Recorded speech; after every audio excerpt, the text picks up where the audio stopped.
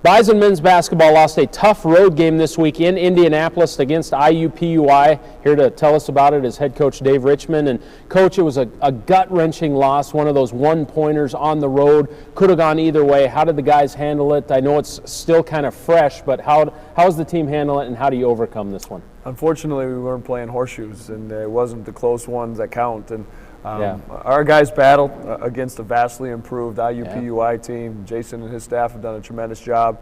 They sat out those transfers last year, but it's also frustrating and disappointing.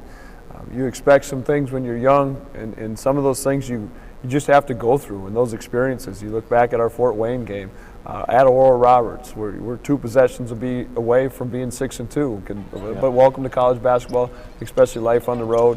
We've got to learn from it this week because we've got 2 big ones coming up.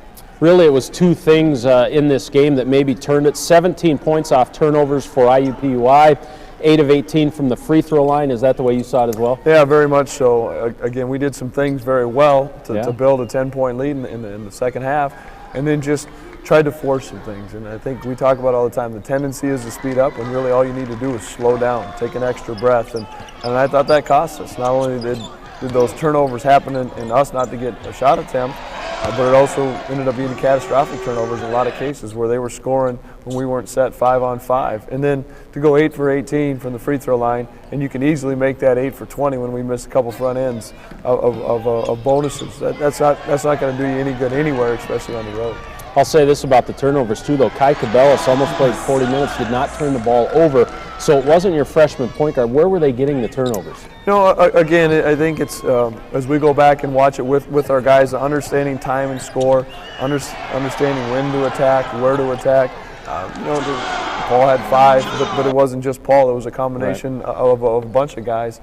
And it's our job to get our guys to learn and to grow from that. Again, I think it's a good problem, but it's still a problem. We have got guys that want to make plays. They just need to understand and learn and develop and progress here with these last regular season games and how to make those plays.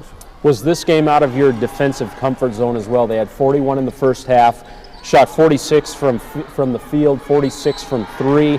Those are pretty big numbers, I'm assuming, right? Yeah, I thought what we did was let them get comfortable because we were comfortable offensively.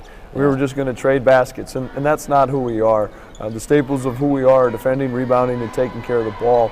And we didn't do that especially early, and it was disappointing.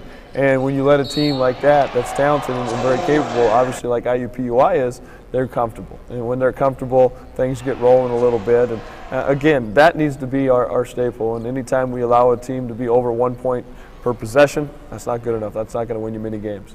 How about Jordan Pickett? He came off the bench, had 20 points. I did not anticipate him scoring like that. He had 9 on the average per game coming into the game, but he really got hot, didn't he? Yeah, he did, and I think that's what you see with this year's IUPUI team is there's balance.